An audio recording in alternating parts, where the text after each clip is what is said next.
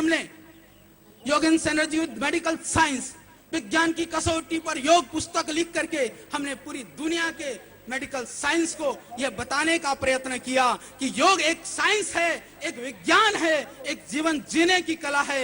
योग कोई ढोंग पाखंड और कोई चमत्कारिक और कोई बाबा के कोई ऐसे कोई ढोंग पाखंड नहीं है।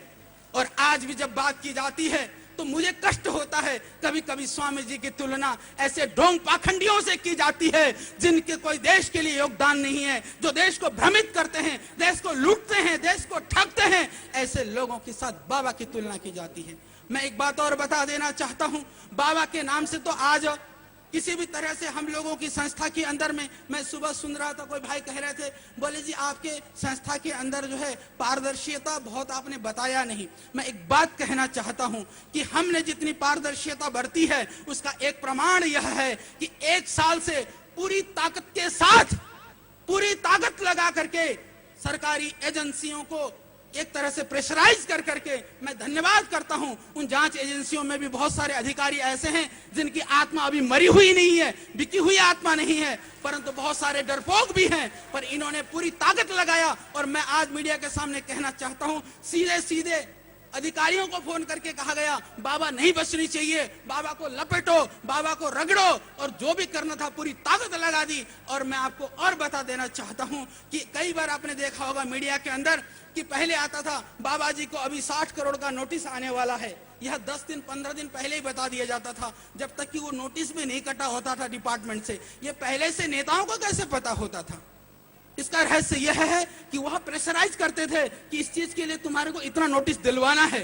इस तरह से एक एक डिपार्टमेंट को भ्रमित कर करके, प्रेशराइज कर करके, और मैं आपको वो सारी कभी मीडिया के लोग जानना चाहेंगे, हम एक बार इसी की चर्चा करेंगे। अब मैं इसलिए इस बात की चर्चा कर रहा हूं, सारे सरकारी तंत्र एक तरफ बाबा के पीछे लग करके भी यदि 1 साल में बाबा का कुछ ना बिगाड़ सकी तो आगे कोई बिगड़ने की संभावना है ही नहीं, क्योंकि बाबा के कोई हानि नहीं है, बाबा का कोई नुकसान नहीं है। बाबा तो जीता है देश के लिए, मरेगा भी देश के लिए, पर तुम जीते हो मक्कारो देश को लूटने के लिए, तुम अपनी खैरियत की कामना मनाओ। मैं तो यही उनसे प्रार्थना करता हूं, उनके बुद्धि सद्बुद्धि आ जाए, उनके बुद्धि के अंदर कोई सोच दृष्टि आ जाए। पीड़ा होती है, मैं एक बात कहता हूं, उनको जीने के लिए, उनको लोगों को दिखाने के लिए फटे कुर्ता और फोटी धोती पहन करके आधी जिंदगी काटनी पड़ती है। उस काले धन का क्या करोगे? न जिसका तुम्हारे किसी ने प्रयोग किया, न आगे आने वाला कोई प्रयोग करने वाला है। अरे देश की संपत्ति देश के लोगों को लौटा दो, कम से कम तुम सुकून और शांति से तो मर सकोगे। यह बाबा का अभियान नहीं है, यह अन्ना का अभियान नहीं है, यह संपूर्ण देशवासी का अभियान है। हम हर रोज लूट रहे थे, हमें हर रोज लूटा जा रहा था, पर हमें पता नहीं था कि हम लूटे जा रहे थे। बाबा और अन्ना ने तो हमें बता दिया है कि हमें लूटा जा रहा है, तुम लूटे जा रहे हो, तुम जाग जाओ, आंखें तो खोलो। शुक्र है कि देश के लोगों ने अब आंखें खोल ली है। इन खुलती हुई आंखों को अब कोई बंद नहीं करा सकेगा, क्योंकि अब बाबा रामदेव और अन्ना हजारे लाखों लाखों की करोड़ों की संख्या में इस देश में पैदा हो चुके हैं।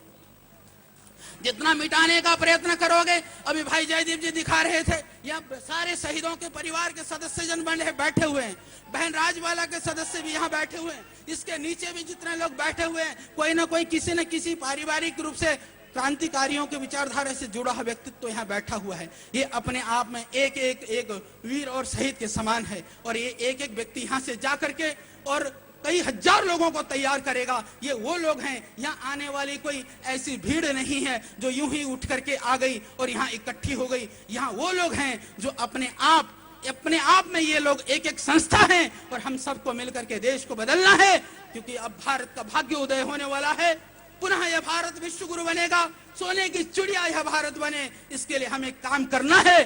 शास्त्र में कहा सजा तो ये ना जाते ना यति वंश समुन्नतिम, अरे तुम्हारे पैदा होने से तुम्हारी वंश की उन्नति होती हो, तुम्हारा पैदा होना सार्थक है। तो वंश की उन्नति, यदि देश की उन्नति में तुम्हारा योगदान नहीं है, तुम्हारा पैदा होना व्यर्थ है, निरर्थक है।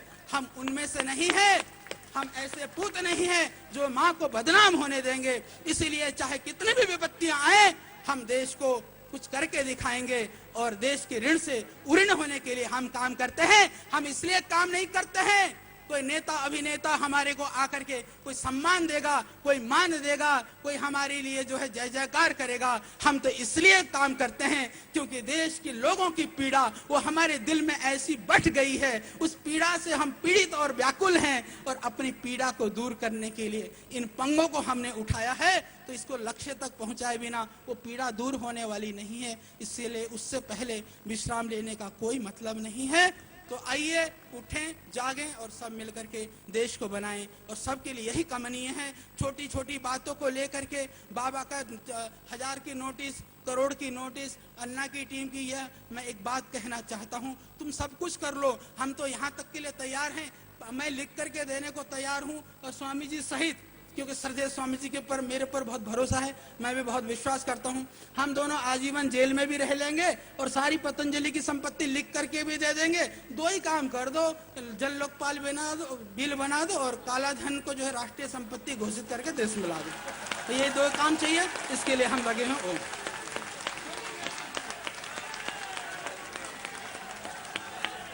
भाइयों और बहनों, अब जिसका आपको इंतजार है, श्रद्धेय वंदनीय आदरणीय अन्ना जी हमारे बीच में हैं। ऐसे एक ऐसा व्यक्तित्व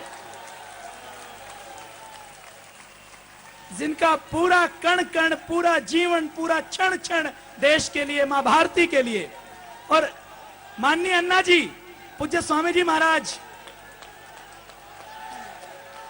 से अनन्य प्रेम करते हैं, अनन्य श्रद्धा रखते हैं। आज उनका आशीर्वचन, उनका मार्गदर्शन हमें मिलेगा। हम उनका स्वागत करते हैं, वंदन करते हैं।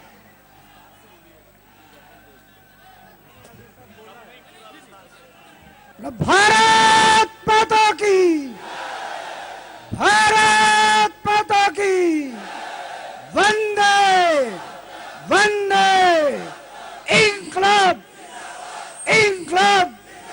धन्यवाद। परम पूज्य स्वामी जी, श्रद्धेय बालकृष्णन जी, आदरणीय व्यासपीठ,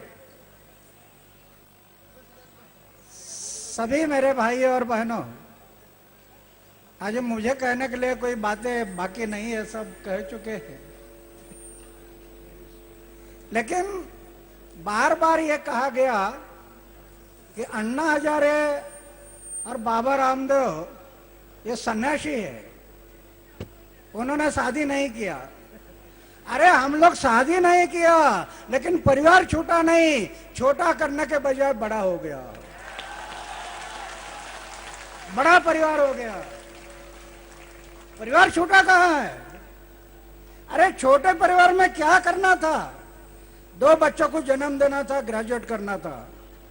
आज हजारों बच्चे ग्रेजुएट बन जाएंगे, सब हमारे हैं, ऐसे हम मानते हैं। तो सिर्फ शादी किया नहीं, लेकिन परिवार छोटा नहीं। मेरी विनती है यहाँ आए हुए कार्यकर्ताओं के लिए, नवयुवकों के लिए, हमारी नकल आप मत करो। हम शादी नहीं किया, इसका मतलब हमारा संदेश आपको नहीं है कि आप भी शादी मत करो। शादी करो, परिवार चलाओ, एक दूसरे बच्चों को जन्म दे दो, उनको कार्यकर्ता बनाने के लिए कोशिश करो। एक छत्रपति शिवाजी फिर से निर्माण होना, ये ऐसा व्रत लेना इतना आसान नहीं है। ब्रह्मचारी रहकर इस पालन का व्रत करना इतना आसान नहीं है, बहुत कठिन है।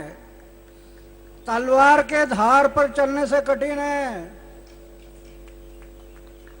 अरे 1000 साल की तपस्या करने वाला विश्वामित्र धोखा दिया ना मन ने, पाराशर ऋषि को धोखा दिया ना मन ने। ये मन इतना चंचल है, इतना तेज है और इतना धोखेबाज है, कब धोखा देगा पता नहीं।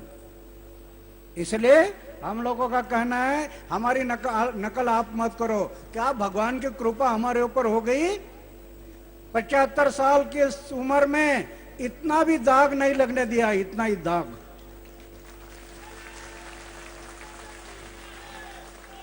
इसके कारण जीवन में कोई दाग ना होने के कारण ये गुंडों से लड़ रहे हैं, गुंडों से लड़ रहा हूं। क्या है हमारे पास? मंदिर में रहता हूं, गांव में घर है, 35 साल हो गया घर में गए नहीं। 3 भाई है, भाई के बच्चों का नाम क्या है पता नहीं। करोड़ रुपए की योजना अपनाई, कहीं बैंक बैलेंस नहीं, सोने का एक बिस्तर और खाने का प्लेट, कुछ नहीं। लेकिन 6 कैबिनेट मिनिस्टर का विकेट लिया ना, करप्टेड, गए ना घर। 400 से ज्यादा ऑफिसर घर चले गए, करप्टेड लोग।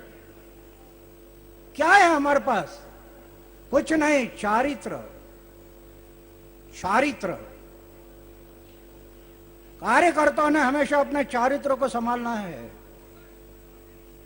जितना हमारा आचार विचार शुद्ध होगा, जितना जीवन निष्कलंक होगा, जितना जीवन में त्याग होगा, जितना इंडिविजुअल अपमान पीने की शक्ति होगी, उतनी काम की ऊंचाई बढ़ेगी। कार्यकर्ता में एक गुण होना,